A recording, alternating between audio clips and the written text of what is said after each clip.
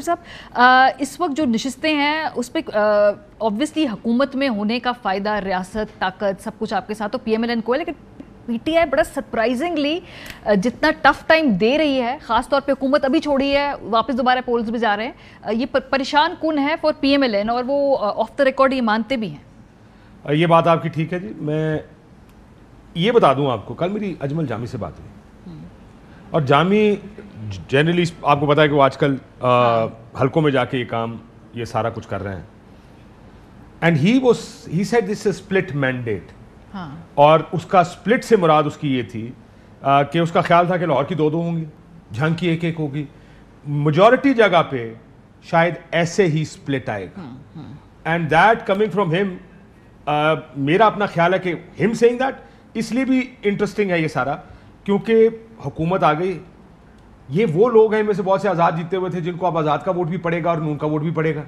چند سیٹیں ان کی اپنی بڑی تگڑی ہیں، ان کی حکومت بھی ہے، لیکن وہ جو بیانیہ تھا عمران خان صاحب کا، اس نے کہا اسپلٹ مینڈیٹ میں 10 کی بات کریں، 11 9 10 اگر انلیس کوئی جھلو شروع نہ پھر جائے۔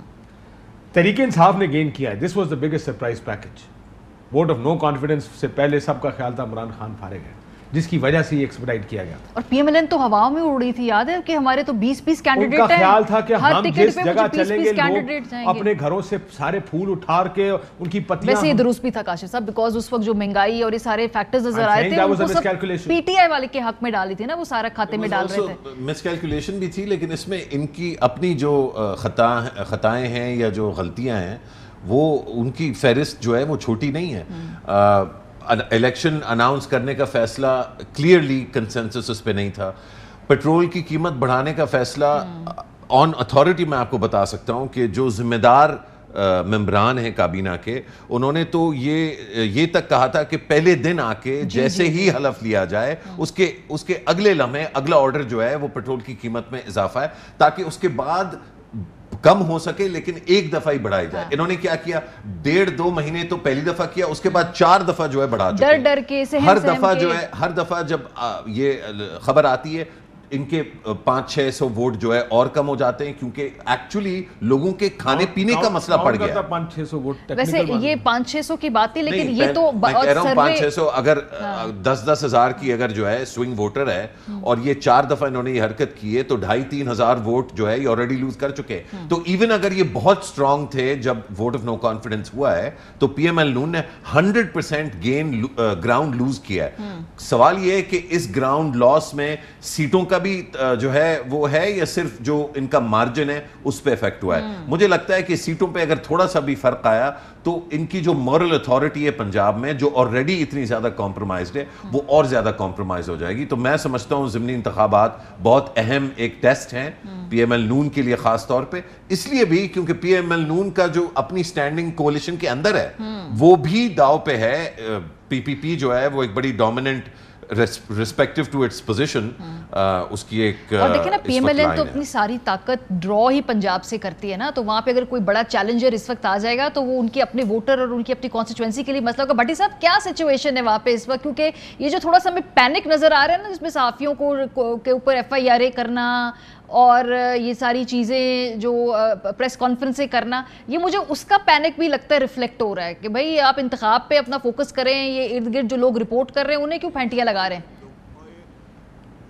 ARY پہ دباؤ، کچھ اور ٹی ویوں پر دباؤ، یہ سب دھاندلی کے لیے، صحافیوں پر پرچے، یہ سب دھاندلی کے لیے۔ اب میں تھوڑی سی مجھے 1 منٹ دے دیں، دونوں قابل احترام ہے۔ آج میں نے اپنے ایک نمائندے کو وہاں مسجد کے بعد بھیجا خوشاب، جہاں یہ الیکشن ہو رہا ہے، میں کہ اپنا ٹیلی فون کھلا رکھنا، تو جو لوگ آئے ان سے پوچھتے رہنا، پھر 2 رکشے والوں کو میں نے کہا چکر لگا کر آؤ۔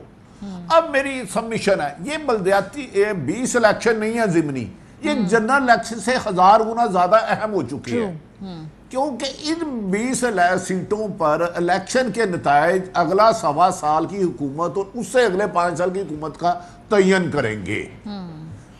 میری اپنی رائے ہے کیونکہ یہ اگلی کریں گے۔ دوسری بات، شفاف الیکشن، میری اپنی سروے کے مطابق جتنی میری عقل ہے، جتنا لوگوں کو کہنا ہے، غیب کا علم تو اللہ کے پاس ہے، 15 سے 16 سیٹیں آنکھیں بند کر کے پی ٹی آئی لے جا رہی ہے۔ لیکن صاف الیکشن کرانے کے لیے 2 چیزوں کا ہونا ضروری ہے۔ کیا حکومت غیر جانبدار ہے؟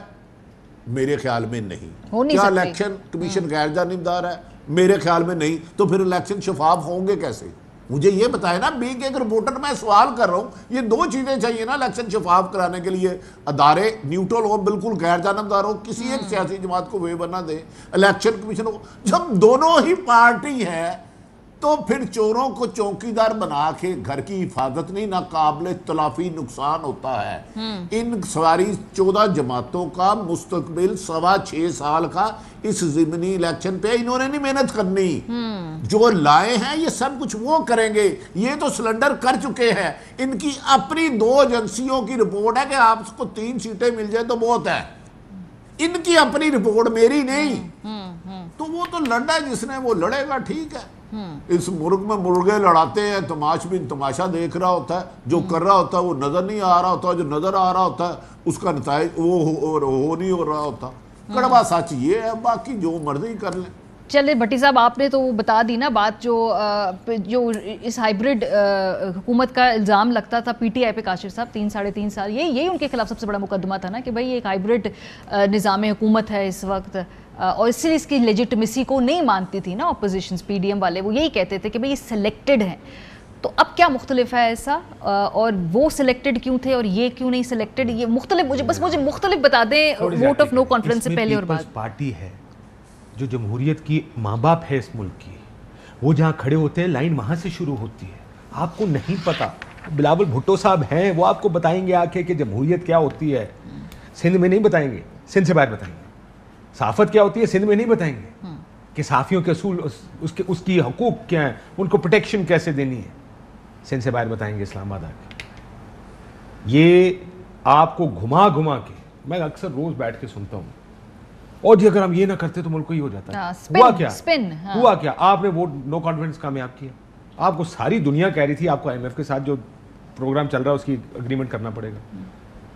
تو انہوں مصیبت پہ آ گئی سی کہ یار کریے کہ عمران خان کے جلسے دیکھ کے آپ نے نہیں کیا. پولیٹیکل ریزنز ہی نظر آتی ہے نا، ورنہ تو پتا تھا ان کو بھی آنے. اگر آپ عقل مند اور ایکسپیرینس لوگ ہیں تو آپ کو تو پتا ہونا چاہیے تھا کہ آئی ایم ایف کے پاس جانا. نہیں گئے. کیوں؟ کیونکہ یہ سمجھ نہیں آ رہی تھی کہ اگر آئی ایم ایف کے پاس جائیں گے تو پیٹرول بجلی مہنگی کرنی پڑے گی. پھر انہوں نے کہا یہ ملک خراب ہو گیا، دیوالیہ ہونے والا تھا. جس دن آئی ایم ایف نے اوکے کیا یا ان پرنسپل ٹرمز اگری ہو گئی، پیسے آ گئے، آپ ہم نے ملک کو بچا لیا. جی یہ کس کو بیوقوف بنا رہے ہیں آپ؟ مطلب یہ کوئی عقل کی بات کیا کریں کہ ہم بیوقوف ہیں. ایک سیکنڈ، لیکن اب اس سے آگے چلیں ذرا. یعنی یہ وہ لوگ تھے جو فسطائیت، سلیکٹرز، ہائیبرڈ رجیم، یہ ہمارے بہت سارے جرنلسٹ لوگ بھی ایسے تھے جو اب اس سارے کو ڈیفینڈ کرتے ہیں یہ کہہ کر آئینی تو ہے نا. آئینی تو الیکشن بھی ہے، 2018 کا بھی الیکشن آئینی تھا. غیر آئینی کیا ہوا؟ اس کے دو الیکشن آئین کے مطابق نہیں ہوتے کیا؟ اس میں بھی وہی ہوتا ہے. ایک الیکشن کمیشن ہوتا ہے، وہاں پر آر اوز ہوتے ہیں، پریزائڈنگ افسرز ہوتے ہیں، ڈپٹی ہوتے ہیں، وہاں پہ ووٹ پڑتے ہیں جا کے. وہ جو پہلے ہوتا ہے، جو اس کے دوران ہوتا ہے اور اس کے بعد ہوتا ہے، اصل گیم تو وہ ہوتی ہے جس کو ہم ریگنگ، پری پول، پوسٹ پول ریگنگ کہتے ہیں. ان کو یہ نظر نہیں جی سارا کچھ نہیں ہوا. آپ کے پاس ثبوت ہے؟ اب میں کسی ایک پروگرام میں بیٹھا، مجھے کس نے یہ بھی پوچھ لیا آپ نے جیب سے نکال لیتے کہ یہ کہتے کاش صاحب آپ کا کیا خیال ہے؟ میں کہا جی وہ دیکھیں، وہ آپ کو ہوتا ہے گیم تو بنی تھی ساری. اچھا ان کو لوگوں نے بتایا بھی ہوگا. میں آپ کو یہ بھی کہنے کو تیار ہوں کہ میں سے بہت سے لوگ پوچھتے بھی ڈرتے ہوں گے اگر کہہ دیا تو ٹی وی پہ آ کے کہنا پڑتا ہے.